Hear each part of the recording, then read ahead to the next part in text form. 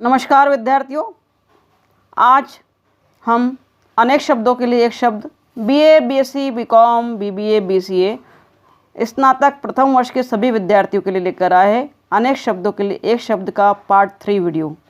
देखिए, बहुत ही इम्पोर्टेंट शब्द है जो पूछे जा सकते हैं एग्ज़ाम में। जो व्याकरण को अच्छी तरह जानने वाला हो व्याकरण कहलाता है, व्याकरणाचार्य भी कहलाता है।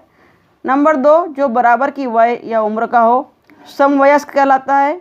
अनुचित यौन संबंध रखने वाला व्याभिचारी कहलाता है। और जो अपना भोजन स्वयं पकाता हो स्वयंपाकी कहलाता है। व्यवस्था बनाने वाला व्यवस्थापक कहलाता है। और प्रारंभ से लेकर सदा सर्वदा रहने वाला सनातन कहलाता है। पसीने से जन्म लेने वाला स्वदेश कहलाता है। और जो हमेशा संशय में रहता हो संशयात्मा कहलाता है।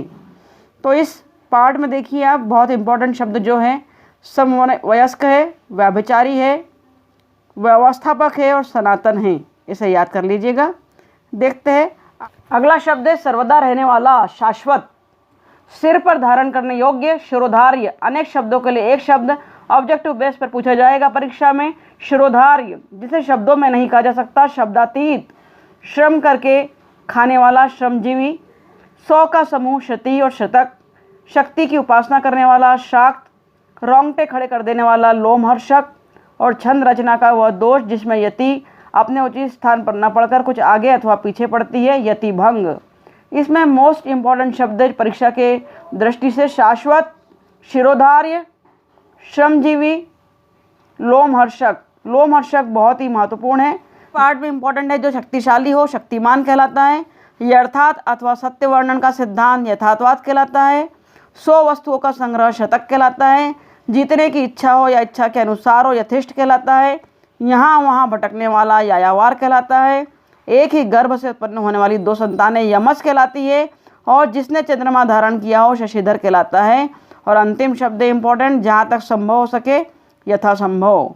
इसमें परीक्षा की दृष्टि से मोस्ट इम्पॉर्टेंट जो है वो है यथार्थवाद, यथेष्ट, यायावार बहुत ही आईएमपी है, बहुत ही इंपॉर्टेंट है, बार बार पूछा गया है। और यमज, एक ही गर्भ से उत्पन्न होने वाली 2 संतानें यमज कहलाती हैं। देखते हैं और भी महत्वपूर्ण शब्दों। नेक्स्ट शब्द में देखेंगे, जो उर के बल गमन करता हो उसे उरंग या सर्प कहते हैं। पेट के बल जो गमन करता हो। नंबर 2, व्याकरण में प्रकृति और प्रत्यय से बना हुआ शब्द यौगिक कहलाता है। 6 कोने वाला षटकोण कहलाता है।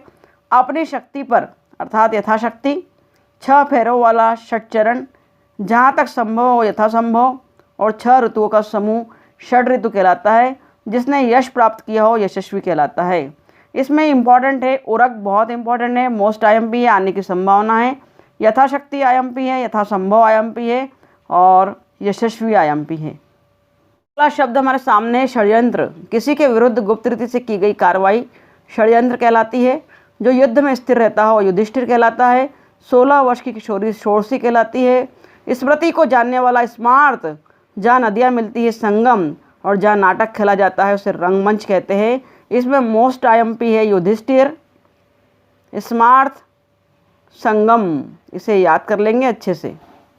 अगली कड़ी में अनेक शब्दों के लिए एक शब्द फाउंडेशन ग्रुप से देख रहे हैं हम। नाटक में अभिनय करने वाला रंगकर्मी, अच्छे आचरण करने वाला सदाचारी, कपड़े रंगने का काम करने वाला रंगरेज कहलाता है या रंजक भी कहलाता है, याद कर लेना, इंपॉर्टेंट है। संदेश ले जाने वाला संदेशवाहक, जो छत होने से बचाता हो क्षत्रिय। संपूर्ण समाज से संबंधित समष्टिमूलक, जिसमें वस्तु की ही प्रधानता हो वस्तुनिष्ठ, जो सबको एक साथ देखता हो समदर्शी, और जो लौट आया हो वो प्रत्यागत कहलाता है। इसमें मोस्ट इम्पॉर्टेंट है शब्द जो परीक्षा में आने की संभावना है समष्टिमूलक, याद कर लेना। संपूर्ण समाज से संबंधित समष्टिमूलक कहलाता है। समदर्शी इम्पॉर्टेंट है। प्रत्यागत जो लौट आया हो इम्पॉर्टेंट है। रंगरेज इम्पॉर्टेंट है, देख लीजिएगा। देखते हैं और भी शब्दों को। अनेक शब्दों के लिए एक शब्द में अगली कड़ी में है मध्यरात्रि का समय, निशीथ, आईएमपी है। जो वह सामग्री जो यात्रा में उपयोग के लिए दी जाती है पाथे, जिसे प्रमाण से सिद्ध न किया जा सके अप्रमेय। हवन के लिए उपयोग में आने वाली लकड़ी समिधा। उत्तराधिकार में प्राप्त संपत्ति कहलाती है रिक्त, जिसमें तत्काल निर्णय लेने की शक्ति हो प्रत्युन्पन्नमति। और जो कठिनाई से प्राप्त होता है दुर्लभ। तो देखिए इस पाठ के सभी शब्द बहुत इंपॉर्टेंट है, जिसमें निषेध, पाथेय, अप्रमेय, समिधा, रिक्त, प्रत्युन्नति बहुत ही इम्पॉर्टेंट है, ज़रूर देख लीजिएगा। देखते हैं और भी शब्दों को। जिसके पेड़ से पत्ते झड़ गए हो अपत्र, जिसके पास कुछ ना हो अकिंचन, गुरु के समीप रहकर शिक्षा ग्रहण करने वाला, अंतेवासी, और जो आकाश में गमन करता हो उसे खेचर कहते हैं, खेचर। इसमें मोस्ट इम्पॉर्टेंट है अकिंचन और अंतेवासी। जिसके पेड़ से अनेक शब्दों के लिए एक शब्द पार्ट 3 वीडियो में अंतिम कड़ी में हम देख रहे हैं। जो क्षय ना होता हो उसे अक्षय कहते हैं। प्रिय बोलने वाली स्त्री प्रियंवदा कहलाती है। मदिरा पीने का प्याला चषक कहलाता है। और बुरे उद्देश्य से की गई मंत्रणा दुर्भिसंधि कहलाती है। वह कन्या जिसके साथ विवाह का वचन दिया गया हो वाग्दत्ता कहलाती है। और जो आँखों से सुन सकता हो चक्षुश्रवा। जिस पर हमला न किया गया हो अनाक्रांत। इसमें मोस्ट इम्पॉर्टेंट शब्द है परीक्षा की दृष्टि से प्रियंवदा। चषक बहुत ही इंपॉर्टेंट है, बार बार परीक्षा में पूछा गया है। मदिरा पीने का प्याला चषक कहलाता है। दुर्भिसंधि बहुत आईएमपी है। दुर्भिसंधि बुरे उद्देश्य से की गई मंत्रणा। और वाग्दत्ता वह कन्या जिसके साथ विवाह का वचन दिया गया हो, बहुत इंपॉर्टेंट है। जिस पर हमला न किया गया हो उसे अनाक्रांत कहते हैं।